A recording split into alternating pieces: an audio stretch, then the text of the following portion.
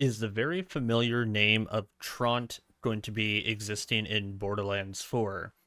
Hey, welcome back to another video, guys. My name is Bflattened, and today we're going to be doing another theory video based on the Borderlands 4 trailer that we were given very recently at the Game Awards.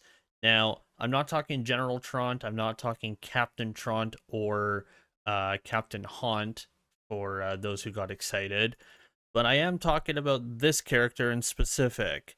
Now, there's been some whispers in the wind that this character might be related to maliwan.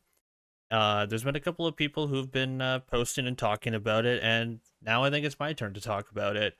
The big standout thing about this character, this Vault Hunter that we have, is the pants in particular. The orange and like giant knee pads and the just a heavy set of pants that they're wearing. Now, let's go ahead and take a look at the tubes and the orange pants. Let's go ahead and come back to that, shall we?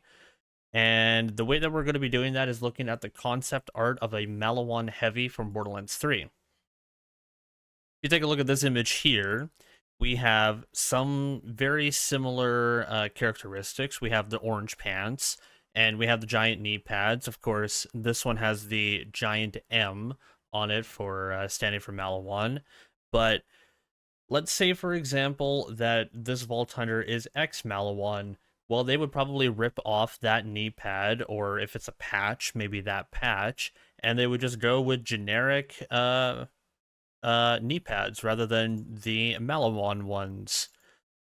You can kind of see that there is some formation of something different here, but it doesn't look like it's going to form a letter of any kind, so I don't think it's going to have a maliwan patch or anything attached to that.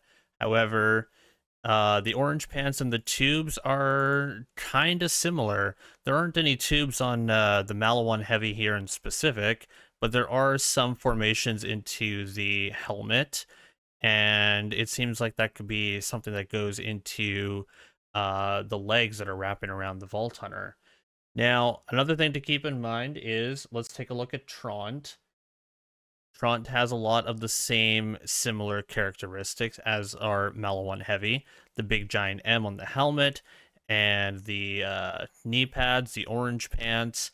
They're also like dual colored here. I'm actually kind of curious if there's dual colors here as well. If you count the tubes and the knee patch, I guess you can count it as two colors, quote unquote. But I do find that there's some similarities here. Maybe there's some maliwan tech going on with this person. They didn't really showcase her too much, so maybe they're trying to hide something. And this is the only other thing that I can really throw onto it as my theory to kind of back it up and support it. And this came from Eruption Fang on Twitter, so big shout out to Eruption Fang for pointing this out. But almost every single Borderlands entry has had some character be related to a mega corporation as a former member. Think about Roland, he was ex-Atlas. Think about Axton, he's ex-Doll. Think about Reese, he's ex-Hyperion. Think about Mose, ex-Vladoff. So why can't we have ex-maliwan? Why doesn't that tradition have the potential of continuing with this character right here and maliwan as the heavy? And maybe, and I'm going out on limb here, maybe she's a Traunt. We don't really see Traunt unmasked ever, so how do we know what Traunt looks like? We just hear his voice lines and kind of just go from there. Some food for thought about what might be coming in the Borderlands franchise and one of our Vault Hunters.